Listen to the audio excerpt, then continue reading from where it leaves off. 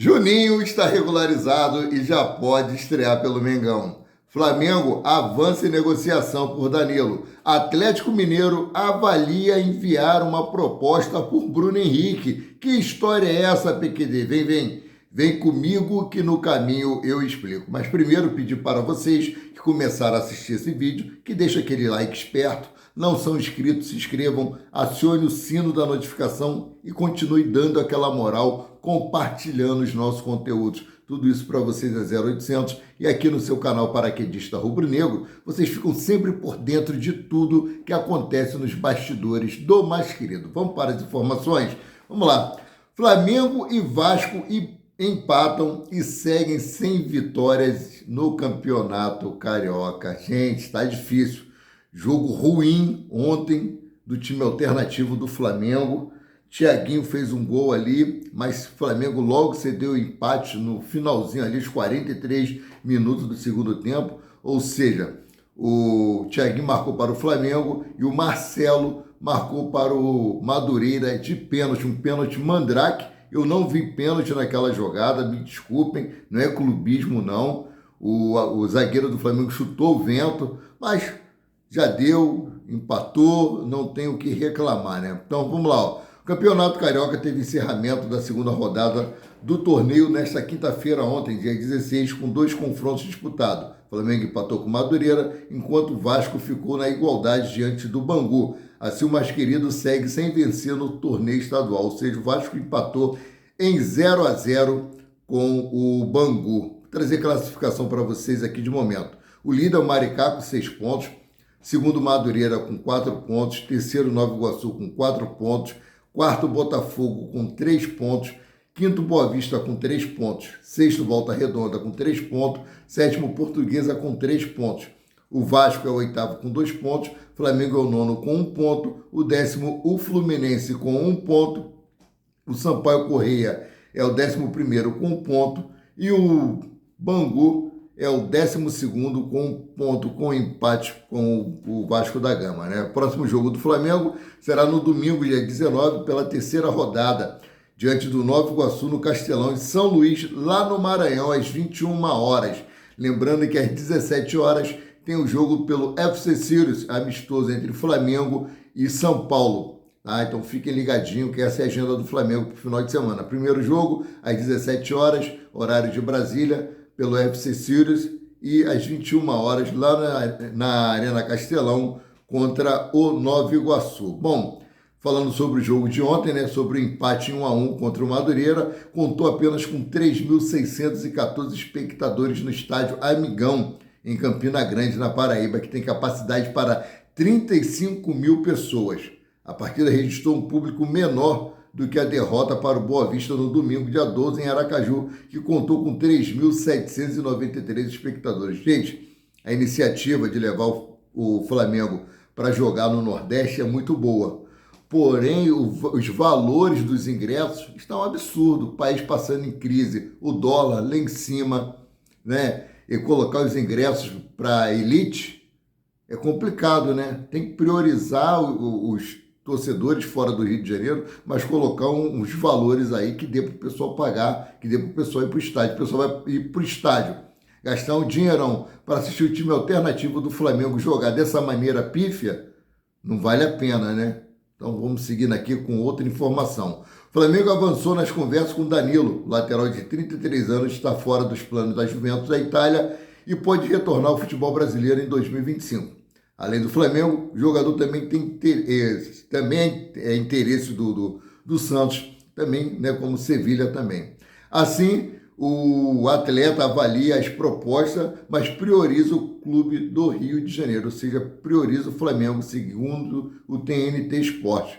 Danilo tem contrato com o Juventus até junho deste ano, mas não chegou a um acordo pela renovação. O jogador se desentendeu com o técnico Thiago Motta ao longo da temporada e perdeu espaço. Dessa forma, se tornou carta fora do baralho para 2025-2026 e foi liberado para procurar um outro destino.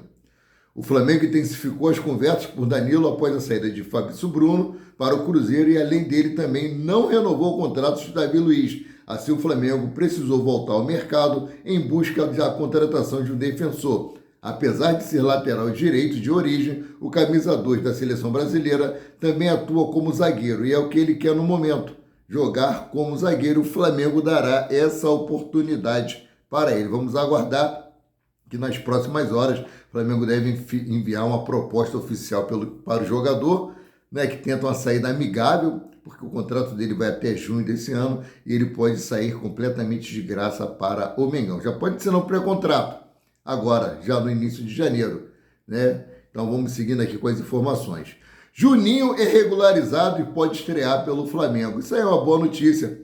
O primeiro reforço do Flamengo para 2025, Juninho já pode estrear pelo clube. O atacante teve o nome publicado no Boletim Informativo Diário, ou seja, o BID da Confederação Brasileira de Futebol, mais conhecida como CBF, e já tem condições de vestir a camisa do Mengão em campo. Mesmo com a regularização, Juninho vai desfalcar o Flamengo nas partidas contra São Paulo, amistoso da FC Sirius, e o Nova Iguaçu. Isso porque o atacante vai aguardar a delegação rubro-negra, que está em pré-temporada nos Estados Unidos, retornar ao Brasil. Apenas depois disso é que Juninho vai ser integrado ao time principal do Flamengo e até lá a tendência é de que o atacante vá ao ninho do Urubu para manter a forma física até iniciar os treinamentos sob o comando do técnico Felipe Luiz e a comissão técnica do elenco principal. Também, antes dele iniciar os treinos, deve ter aquela coletiva de imprensa assim que José Boto retornar ao Brasil para ter a apresentação oficial e os repórteres fazer ali aquelas perguntas de sempre, né? Bom, mudando aqui de assunto, Flamengo estreia novo uniforme em amistoso contra o São Paulo. O Flamengo vai repetir a estratégia do ano passado. Assim, o Flamengo vai estrear a nova camisa diante do São Paulo no domingo, dia 19, em jogo amistoso marcado para as 17 horas. Desse modo, o rubro-negro irá repetir a estratégia utilizada em 2024, quando os jogadores do Flamengo inauguraram o manto número 1 daquele ano contra o Orlando City, nos Estados Unidos, no empate em 1-1, que contou com o gol de Pedro, né? Pedro que só deve retornar aí em maio ou junho desse ano, mas deve estar apto para disputar aí o Super Mundial de Clubes de 2025 da FIFA. Bom, seguindo aqui com as informações, Atlético Mineiro mantém contato com o Bruno Henrique e avalia a proposta ao Flamengo. Eles não desistiram, né? Bom, o Atlético Mineiro pretende reforçar sua investida em Bruno Henrique. Aos 34 anos, o atleta do Flamengo segue nos planos do Galo. Apesar da possível transferência estar sendo dificultada pelo atual vínculo do atacante com o Flamengo até 2026, no entanto, um trunfo estaria sendo preparado pela diretoria atleticana para fechar a contratação. Bom, vou trazer a informação divulgada aqui pela Rádio Itatiaia. Olha só, de acordo com a Rádio Itatiaia, Bruno Henrique gostaria de ir para o Galo, que seria o time de coração do atacante.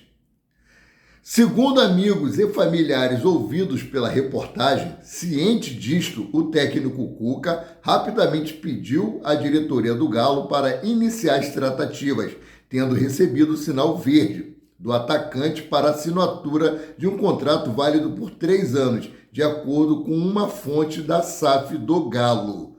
Bom, já falei, eu gosto muito das informações da Rádio Itatiaia.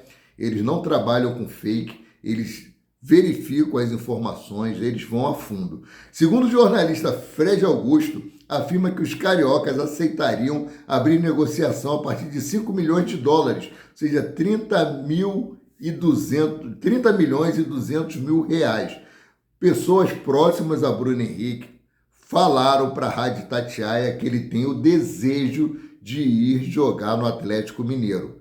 Essa mesma fonte disse que o Atlético Mineiro é o clube de coração de Bruno Henrique, do BH27. Ou seja, BH27 pode ir jogar em BH. Vai depender da diretoria rubro-negra. Se ele não for um jogador imprescindível para o Flamengo, como já disse José Boto, que nenhum jogador importante sairia, né, ele pode ser negociado. Então vamos aguardar. Para a posição de Bruno Henrique tem vários jogadores. Seguindo aqui com as informações, Clube do Catar sonda a contratação de Luiz Araújo e recebe não imediato do Flamengo.